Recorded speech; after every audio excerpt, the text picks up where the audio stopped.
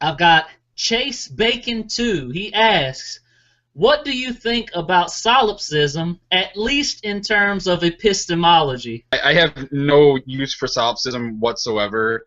I pretty much like to position it as presuppositionalism and solipsism are kind of the last refuge of people trying to hide their God. I mean, they've gone beyond hiding their God in a on a mountain or in a cave or in the heavens or beyond the Earth's atmosphere or whatever. I mean, there's nowhere else to go. I mean, you're hiding it and basically saying like, well, we can't know that we don't know, or we can't know what we know is true. Like, if you're just gonna start like baseline philosophy, like we can't know anything, then I have no use debating you, because what's the point? I mean, anything goes. I mean, and like you were saying, even if we live in the Matrix, even if we're living in a hologram, like we can still know what works in what we at least perceive as being real. You can't say that science doesn't work in our quote unquote reality.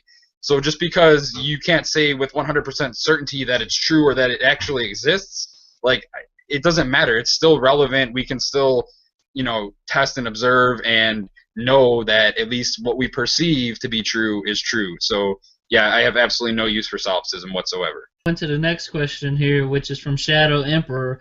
He wants to know why theists mix the Big Bang, abiogenesis, and evolution into one theory, and why they can't understand it. What can we do to bridge the gap? I think the reason they do that is because they kind of they amalgamate atheism with naturalism. And a lot of times that's true. I'm a naturalist, I'm a materialist, I'm an empiricist.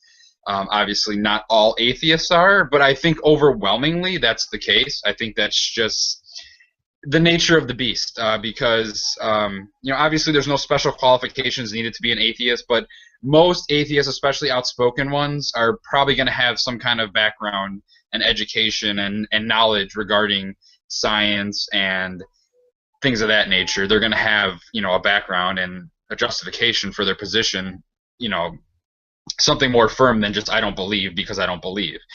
But yeah, I think it also comes from a place of ignorance and just misunderstanding, where they don't necessarily understand that those three theories are completely separate ideas that address three very separate questions. The Big Bang is how did our universe begin? And of course, we don't make any claims about what happened or what may have existed or been the state of reality before that. It describes how our universe came to be. And then we have, obviously, abiogenesis, which is trying to answer the question of how life on Earth came into existence. Not, it doesn't even answer how life in the universe may have came to be, just how life on Earth came to be. There's different theories. There's like panspermia, maybe it was transported here from another planet. There's, maybe an alien race designed life here on Earth. Obviously, the natural abiogenesis theory has to do with self-replicating molecules, things of that nature. And then obviously evolution, which only addresses once life is established here on Earth, how it evolves and changes and adapts to survive its environment here on Earth. So I think for them, since all three of those challenge their beliefs and challenge their assumptions, I think they tend to mold them together into one cohesive unit, because they see them all as challenges to what they believe.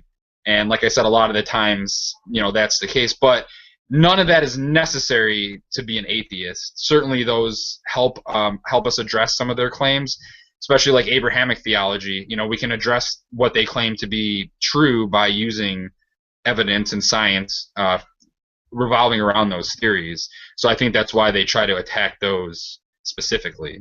This is from Liam_Daniels. What is more important, proving climate change deniers wrong or proving creationists wrong? Let me just go ahead and say before you guys take it, I think we've already proved both of them wrong, but go ahead. I think it's far more important to convince people that climate change is actually happening than to address creationism. Unfortunately, I personally feel that it's a lot easier to actually demonstrate that creationism, especially biblical creationism, isn't true. Climate change, climate science is a lot more complicated and involved, and the data is a lot more difficult to explain to people. And you also have the part of where people might accept that the climate is changing or the planet is warming, but they just don't accept that humans are at least contributing to that or accelerating it, which is kind of the crux of the argument, because, you know, if we're not having any impact, then we can't change anything.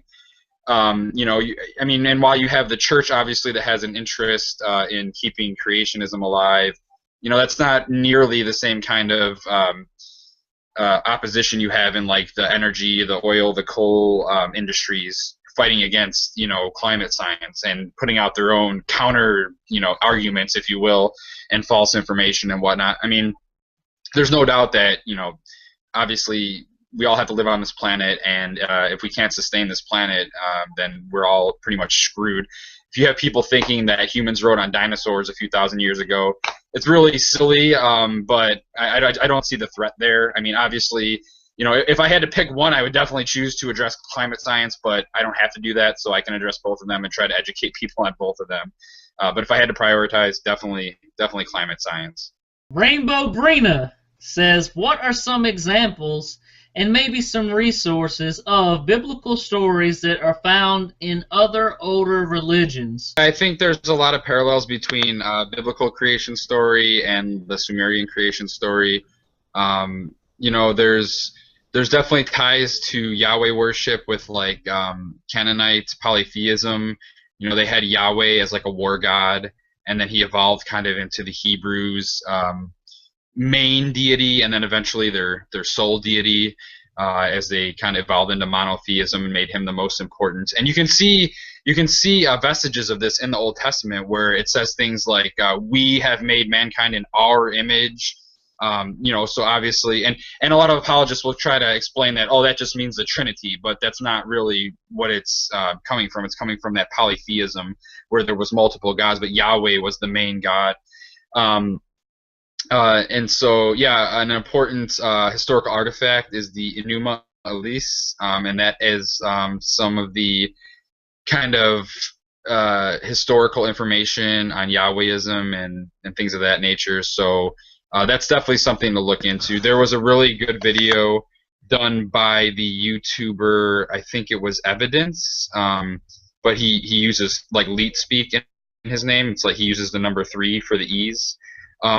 It's the title of the video is 3.3.3 Atheism: A History of God Part 1, and that kind of has some of the information that I'm talking about. So I think that's a lot of good information to look into as far as where the Bible draws inspiration from. Zombie Princess 323 says, here's a question. How do you feel about The Amazing Atheist? If you've seen his videos, what things do you agree or disagree with, and why? I think overall, I'm okay with him. I guess I view him favorably overall. Obviously, when I first started getting into this whole atheist activism, and, you know, before I started my channel, I was kind of watching other channels and seeing how they were approaching things and what opinions they were giving and all that sort of things. And as far as my familiarity with TJ, you know, I don't begrudge anyone their style, the way they want to do things. I understand that everybody's different, has a different approach to things. In a way, people like him inspired me to do it a little bit differently, to have a different voice and a different way of going about it, to maybe reach people in, you know, a little different way, or maybe, you know, just to be different, just to have a different approach, and maybe that works for other people, and maybe what he does works for people too. You know, if he's helping people to understand, because he makes a lot of really good arguments. I mean, he really does, in a lot of cases, and he can explain himself cogently and clearly, and so I know a lot of times he just kind of yells and screams and rants and all that sort of stuff, but there's other times that he also makes very you know, very good videos that are very calm and rational and things of that nature. I don't really like when he kind of veers off into some of these controversial things like feminism, and, you know, some of his opinions on things like that I don't agree with. I think he's really kind of extreme on some of those things. When he sticks to the topic of religion, I mostly agree with him a lot of the time. When he veers off into other things, which of course is his prerogative to do, especially, you can't build an entire channel just on one thing, on atheism. It gets boring after a while. So like I said, I just basically, I guess in a nutshell, like overall, I'm okay with him, but there's areas I disagree with him on. I'm not going to go into all the different specifics right here and now. But I think overall, if he's out there and people are watching him, hey, more power to him, and he's doing his thing, so, I'm okay with that. Does it benefit society that everyone has access to immediately broadcasting every single thought we have, not just in social media, but in virtually any other form of communication? It is seemingly real that everybody has a voice. I mean, while we're forced to suffer through a lot of minutia and meaningless trivialities and things of people's lives, yeah, it's absolutely a good thing.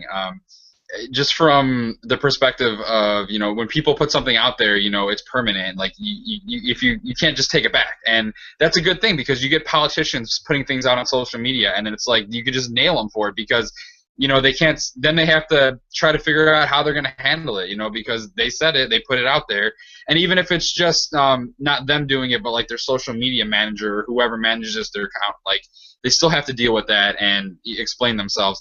And I think it's a good thing. You also have criminals. They, put their information online, and that helps the police to catch them.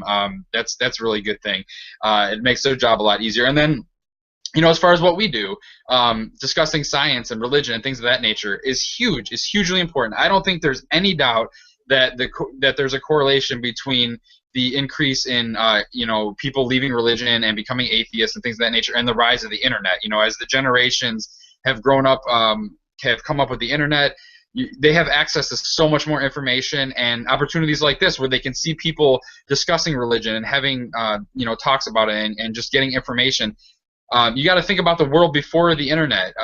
Where were people getting information? They were getting it from their parents. They were getting it from their church, their community, their local community and area, and that was like, unless they kind of went out and expanded their horizons, even if you went to like a local college, if it was if it was a university that was very much in tune with those ideas and thoughts, you wouldn't be able to get that diversity of opinion, and it's hugely important, I think, especially for areas like this. Absolutely. The protester says, hypothetically, in a pro-choice mindset, a man and woman have sex. The woman finds out she's pregnant. She tells the man. He says he doesn't want to be a father. The baby is born, and she goes to court with the man because she wants child support. Do you believe the man should pay? Yeah, I think he should pay because if the man is, he should know the law. When you engage in sexual relationship with somebody, you should know that a pregnancy is a possibility, and the ultimate decision is up to the woman. And then if a child results, that you are responsible for paying, costs of raising that child. So yes. I agree with abdicating parental responsibility, but I think it would have to be mutually agreed upon. I don't think that the guy could just say, like, I don't want anything to do with it, and then the woman would just be like, if she's not agreeable to that, then I don't think it's a compromise. I think that both sides have to be mutually on the same page there, Sitting in the Shade says, is this your career? How does one go about developing a career in philosophy or any other mainly thought-based speaking career? Yeah, this is definitely not my career, although I wouldn't mind if it were. I have a master's degree in molecular biology, and I am a scientist. I work for a Fortune 500 company.